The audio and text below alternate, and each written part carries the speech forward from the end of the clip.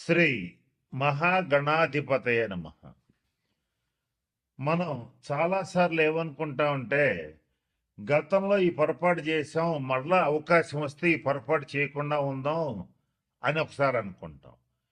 అలాగే మనం గతంలో ఈ తప్పు చేశాము, ఈసారి కనుక అవకాశం వస్తే ఈ తప్పు చేయకుండా ఈ సరైన నిర్ణయం తీసుకుని మన జీవితాన్ని బ్రహ్మాండంగా ముందుకు తీసుకెళ్ళగలుగుతామని ఆశపడుతూ ఉంటాం. ఇట్లా ఏదైనా సరే గతంలో చేసినటువంటి తప్పులు కానీ, మన వల్ల జరిగిన ఇబ్బందులు కానీ, మనకు తెలియకుండా జరిగినవి కానీ, తెలిసి జరిగినవి కానీ ఏవైనా సరే ఒక ఇబ్బందికరమైన పరిస్థితులు, దాని ఫలితాలు చేసినప్పుడు తెలివి కానీ, చేసిన తర్వాత మనకి చాలా బలంగా దెబ్బ కొడుతూ కనపడుతూ ఉంటాయి.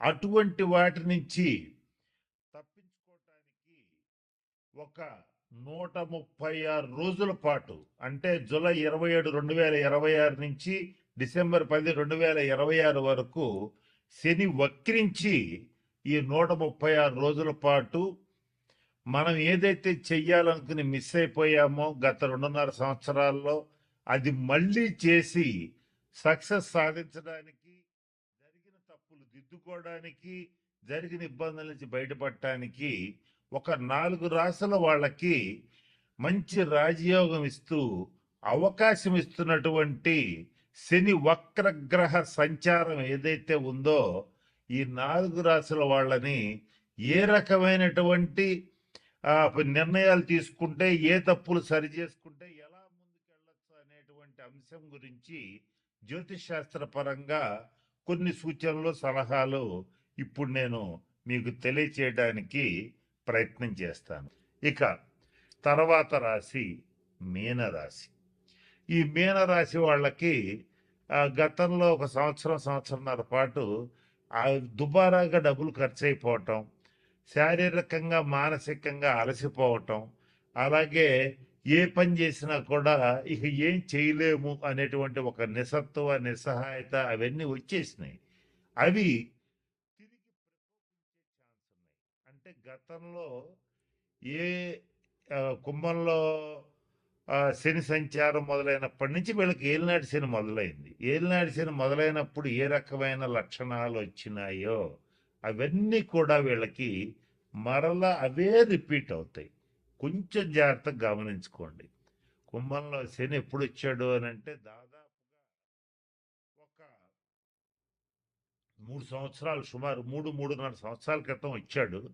అప్పుడు ఏ రకమైన ఇబ్బందులు వచ్చినాయో మీనరాశి వాళ్ళకి, ఏ రకమైన ఖర్చులు వచ్చినాయో అవన్నీ మళ్ళీ తిరిగి వచ్చే ఛాన్స్ ఉంది. కాబట్టి గతంలో మీరేంటి అలాంటి ఇబ్బంది వచ్చినప్పుడు మీకు తోచిన నిర్ణయాలు మీరు తీసేసుకున్నారు. చాలా చూశానులే అని చెప్పి ఏ నిర్ణయం పడితే ఆ నిర్ణయం తీసుకున్నారు. దానివల్ల చాలా మానసికంగా, శారీరకంగా ఇబ్బందులు పడటం, మానసికంగా కొంత డిప్రెషన్కి గురవటం, అలాగే ఆర్థికంగా ఇబ్బందులు పడటం, డబ్బులు నష్టపోవటం, రుణాలు చేసే పరిస్థితి ఉండటం, తీవ్రంగా అప్పులు చేయటం, ఇలాంటివన్నీ జరిగినాయి. మళ్ళీ అటువంటి సిచ్యుయేషన్స్ మళ్ళీ కాబట్టి ఖచ్చితంగా మీనరాశి వాళ్ళు రెమెడీస్ పాటించి తీరాలి. అంటే వృద్ధులు, వికలాంగులు ఎవరన్నా ఉంటే వాళ్ళకి సహాయం చేయండి.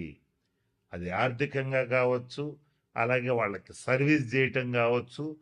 వికలాంగులు ముఖ్యంగా ఎవరైనా కుంటి వాళ్ళు ఎవరైనా ఉంటే వాళ్ళకి ట్రైసైకిల్స్, అంటే 3 చక్రాల బండ్లు ఇవ్వటం కానీ, లేదా వాళ్ళ ఆసుపత్రి ఖర్చులకు డబ్బులు ఇవ్వటం కానీ, రోగుల్లో కూడా మామూలు రోగులు కాదు, కొన్ని దీర్ఘ రోగులకి, తరుణ రోగులకి తేడా ఏంటంటే తరుణ వ్యాధులు అంటే అప్పుడు వచ్చి అప్పుడే వారం 10 రోజుల్లో తగ్గిపోతాయి.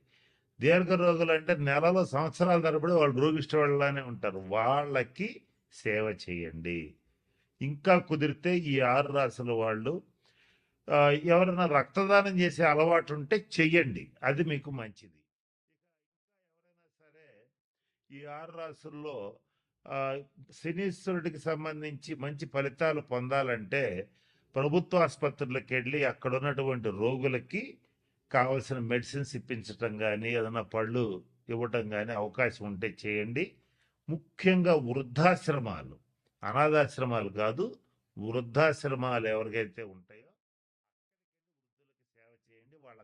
వైద్య సదుపాయం కల్పించండి, వాళ్ళకు కావాల్సిన సేవలు చేయండి. శని గ్రహం అనేటువంటి వృద్ధుల్ని సూచిస్తుంది, నల్లటి వాళ్ళని సూచిస్తుంది, కుంటి వాళ్ళని సూచిస్తుంది. అలాగే నలుపుకి సంబంధించినటువంటి విషయాలు, నూనెలకు సంబంధించిన విషయాలు, పత్తికి సంబంధించిన విషయాలు సూచిస్తుంది.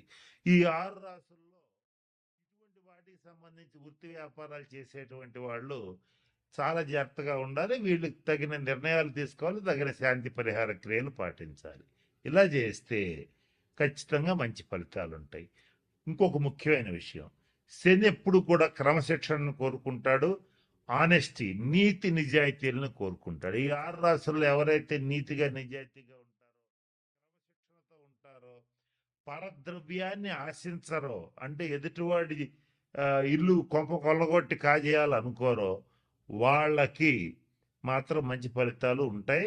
ఏదైతే నేను చెప్పినట్టుగా ఎవరో ఒకళ్ళ ఆస్తి కలుపుకుందాం, ఏదో ఒక రకంగా వాడి ఆస్తి వాడిని బెదరగొట్టో, భయపెట్టో, లేదా ప్రలోభాలకు గురి చేస్తూ లాక్కుందాం అనేటువంటి వాళ్ళు కానీ, తీవ్రంగా మద్యపానం చేసేటువంటి వాళ్ళు కానీ, అలాగే నిషేధిత ప్రదేశాలు అంటే జూద గృహాలు, వ్యభిచార గృహాలు, ఇటువంటి వాటి దగ్గరికి వెళ్ళేటువంటి వాళ్ళు కానీ, వాళ్ళని మాత్రం ఈ 136 రోజులు కర్మకారకుడైనటువంటి శనీశ్వరుడు ఖచ్చితంగా ఇబ్బందులు పెడతాడు.